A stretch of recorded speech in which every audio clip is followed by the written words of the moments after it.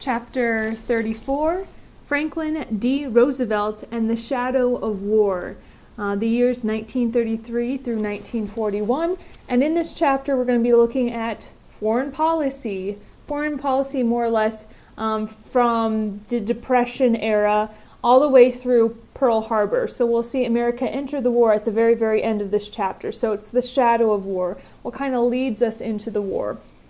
All right, so in the intro, we learn that America wanted to turn their backs to international problems, and at first, so did FDR. The Depression was enough to deal with, but once the clouds of war started to gather in Europe, we started to change our mind, realizing that America did have to get involved. And eventually the American people came around to realize the fact that no nation was safe in an era of international anarchy. All right, Section A, the London Conference. So, the United States was in the Great Depression, and so was the rest of the world, pretty much, especially Europe. So they decided to meet together in London to come up with some ways we could help the world out of the Great Depression. And specifically in this London Conference, what they wanted to do was to establish currency rates. So how many marks equals a franc? How many francs equals a pound? How many pounds equals a dollar? So they wanted to establish some stability within the currency.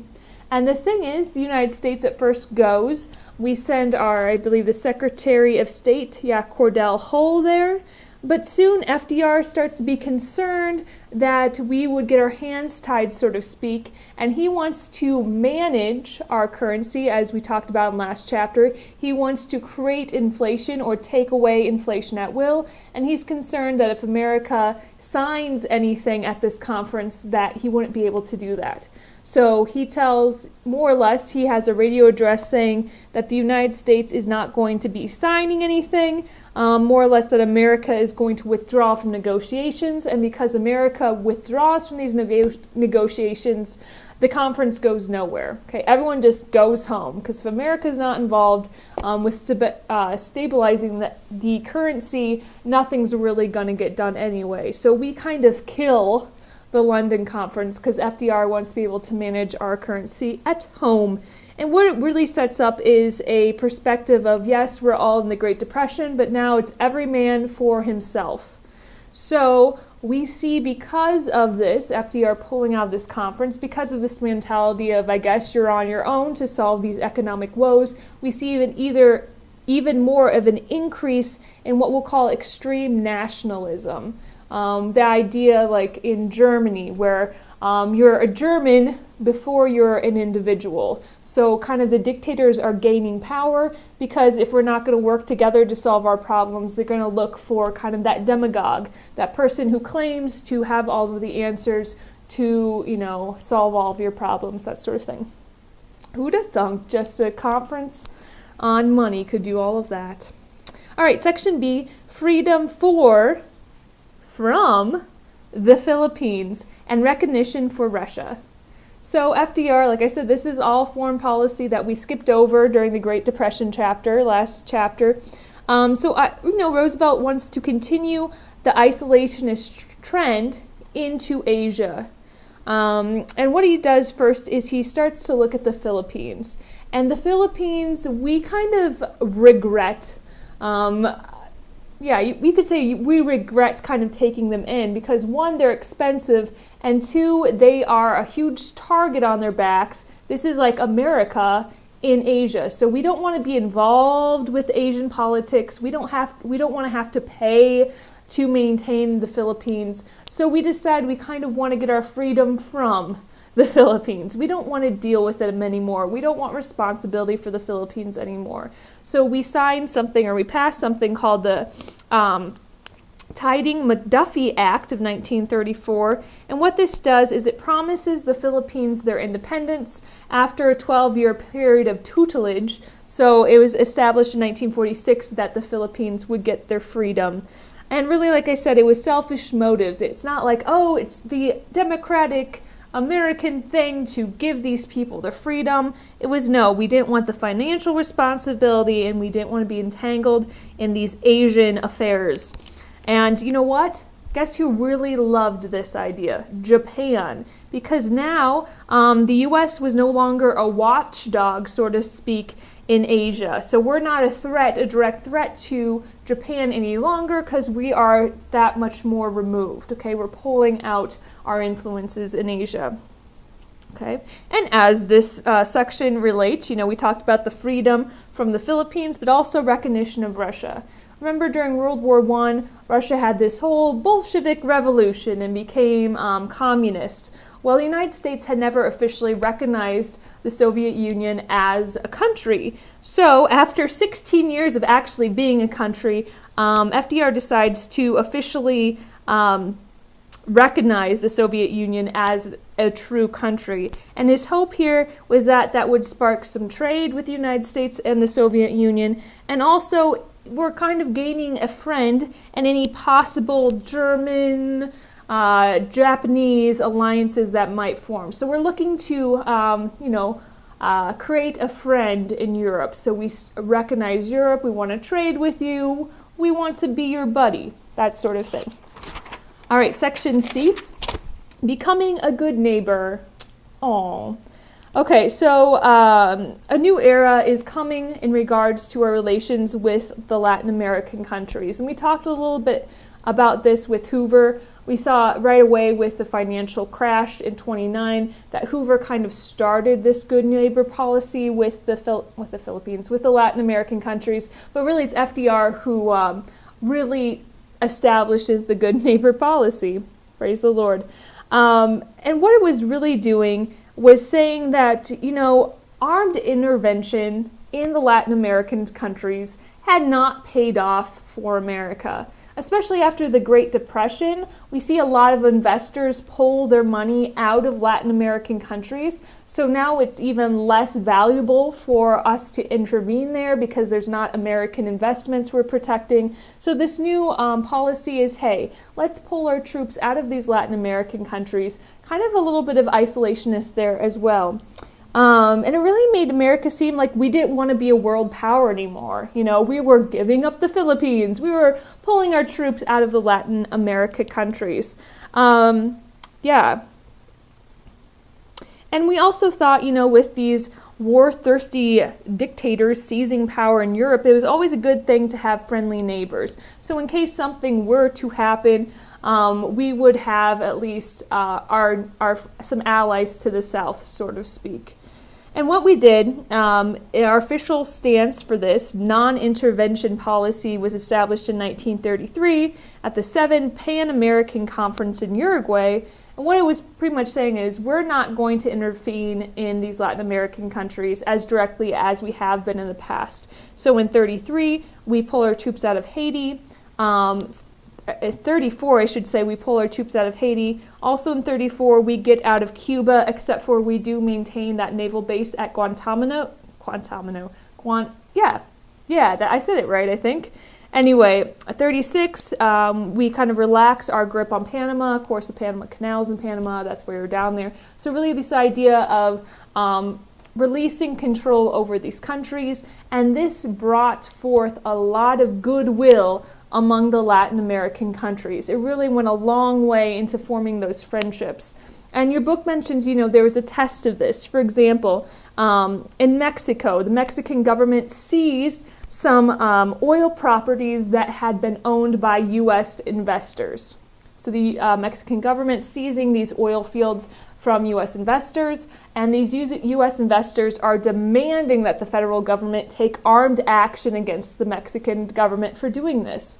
And FDR says no. Okay, slow down. We're not just going to send Marines in to protect your oil fields. So what FDR does is he sits down more or less and has a one-on-one talk, or decides to settle this, I should say, peacefully. So we don't want to be interventionists, so they sit down, I think, in 41, and, peacefully settle the matter. Although investors lose a lot of their original stake in these oil fields, a lot of people praise this as at least we're not getting involved, no, we're not going to go to war with Mexico over this.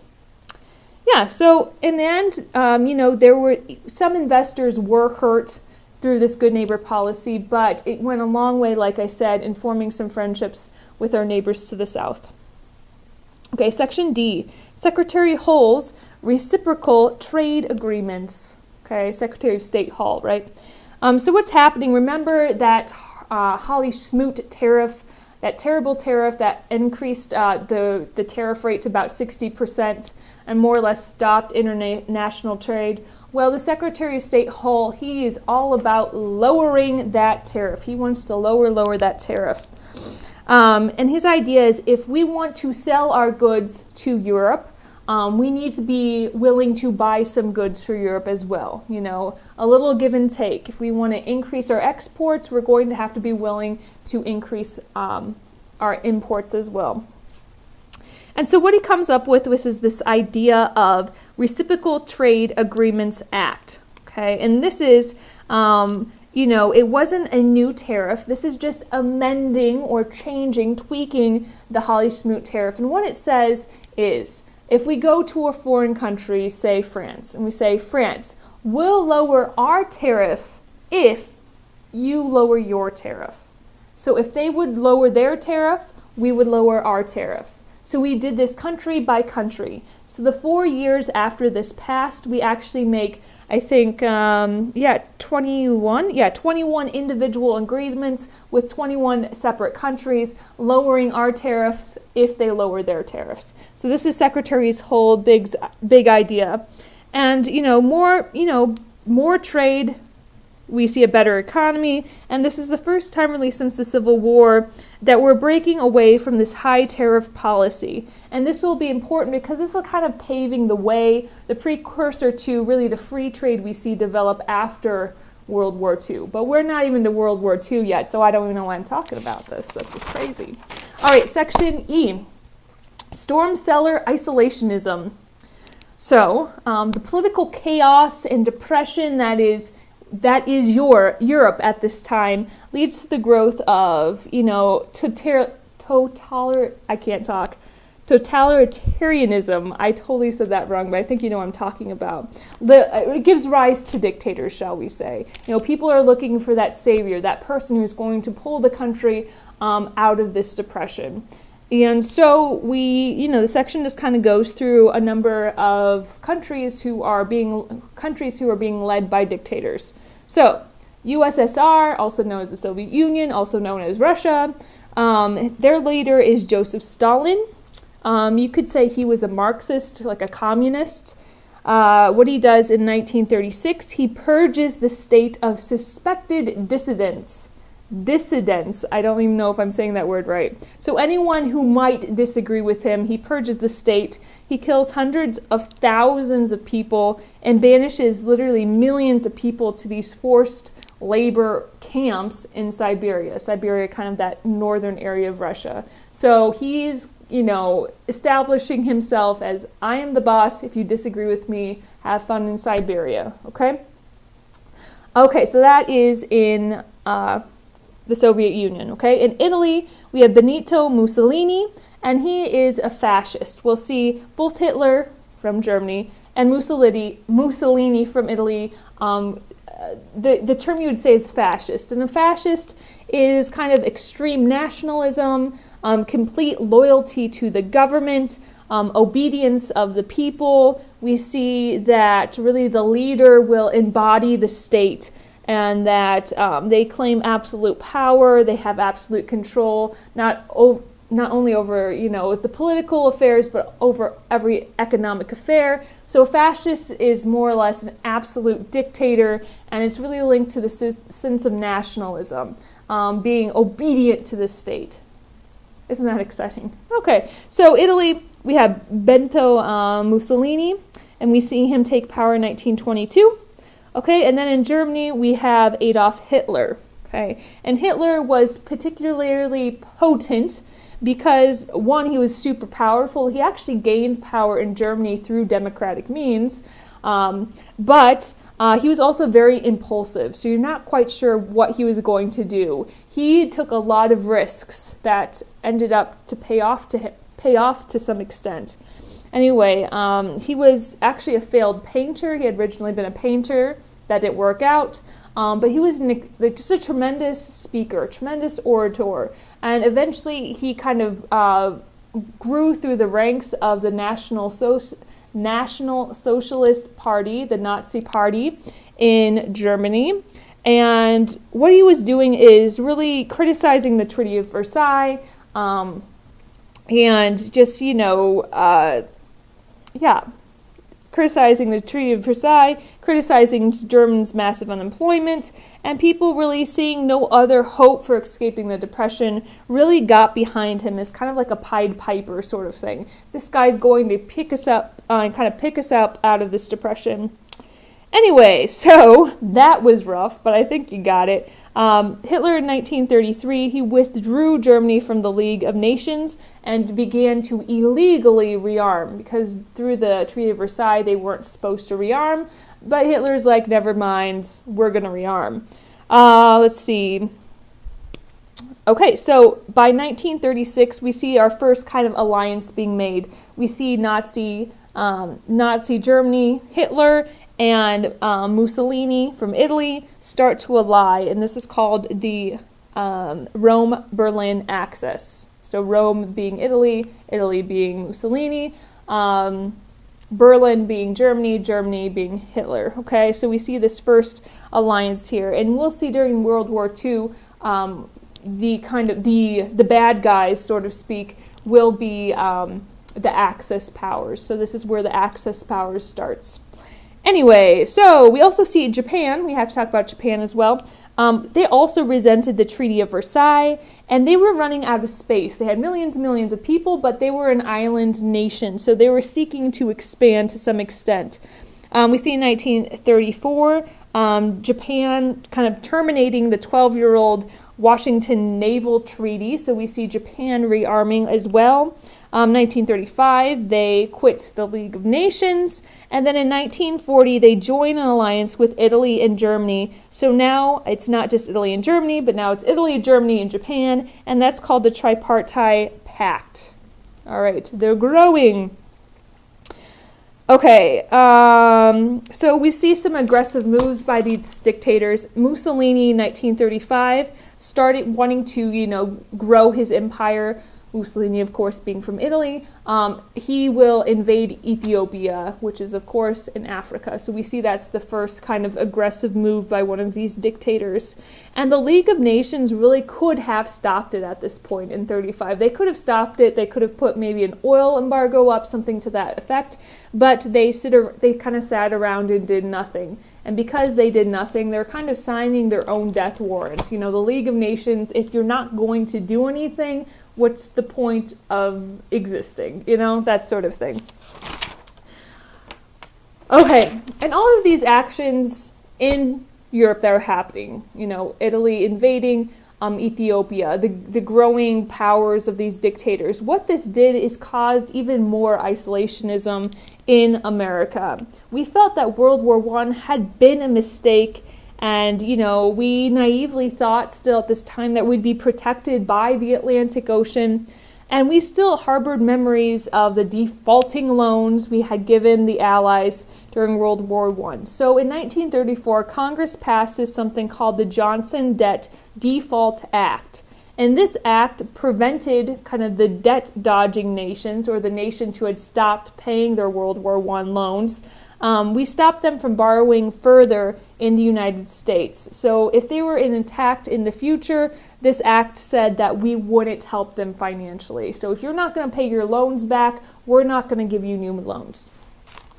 Okay, of course, Americans disapproved of the dictators, but they were distracted by the Great Depression. And they really didn't appreciate the dangers of these have-not powers. They're called have-not powers because a lot of these countries were the countries that had kind of fallen apart after World War I and were trying to pick the pieces up by really kind of bowing down to dictators. Anyway, we weren't really fearful of the trouble they could make in Europe, just as long as we got to stay out of it. So we didn't really care what they were doing in Europe, as long as they weren't affecting us. We were good with that. Even some people in the United States wanted, this didn't actually pass, but they wanted a constitutional amendment forbidding Congress from declaring war. Because a part of the Constitution, of course, is Congress, not the president, has the power to declare war. So people wanted to pass an amendment that says the United States people, not Congress, gets to declare war. So what they wanted was that if, war was looming, the United States, through a vote or through a referendum, would get to vote whether they entered the war or not. So this is just showing how, isolationist America was. Okay, section F, the last section for this video. Congress legislates neutrality. So in the 1930s, we're kind of inching forward, and we're trying to recover from the Great Depression. We're in the Great Depression, I should say. And what happens is people start to blame industry for causing World War I. They called them the merchants of death. They said that they said that during World War I, that merchants or industry had egged on the war in order to be able to, produce wartime goods. So this kind of myth was starting to be whispered around. We even see the Senate set up a committee to investigate these blood businesses or these armament makers. And this was headed by Senator Gerald Nye of North Dakota. And, it's just the idea that it wasn't the submarines that caused World War I, but it was these merchants of death. Anyway, so we're talking about neutrality. Anyway, nonetheless, Neutrality Acts of 35, 36, 37, you don't need to distinguish them. You just need to know that we're passing Neutrality Acts. And what these were, that said if a foreign war started, they would place restrictions on the United States. For example, if a foreign war started, United States citizens or Americans could not sail on belligerent ships. Let's define belligerent, okay? Belligerent in this sense is any country that is at war. So you could say, during the Spanish-American War, that America and Spain were the belligerent nations, right? Nations at war. So it said that United States citizens were forbidden to be on a ship owned by a belligerent nation. Also, it says that if war were to happen, we could not sell or transport munitions or make loans to any country that's at war. And a lot of people thought that if these measures had been in place during World War I, that we wouldn't have gotten into World War I. Okay, so you can't ride on belligerent ships, you can't sell goods to belligerent nations, you can't give loans to belligerent nations. Just don't think about the belligerent nations, okay? And this is really short-sighted because, neutrality wasn't really a neutral position. For example, say you had your best friend Sam, and Sam was oftentimes picked on in the schoolyard. And anytime Sam would get picked on in the schoolyard, you would defend Sam. You'd say, no, Sam is a wonderful person. Stop picking on Sam. Well, the people who always picked on Sam were those awful twins, Tom and Jerry. So Tom and Jerry would always pick on Sam at the schoolyard. So if you, as Sam's best friend, said, I'm going to take a neutral position with regarding these disputes in the schoolyard, you're really not being neutral, right? You're really kind of leaving Sam up to his own devices. You're really kind of giving an advantage to Tom and Jerry, who always beat up Sam. Kind of understand this analogy? So by the United States saying that we're neutral, really what we're doing is we're harming the democracies in Germany, in Europe, and really helping out, so to speak, the Axis powers. Does that make sense? I don't know, because it's a video. Praise the Lord. Okay. Yeah. Okay, with that, we're done with section F. We'll continue on. The plot like gravy will thicken.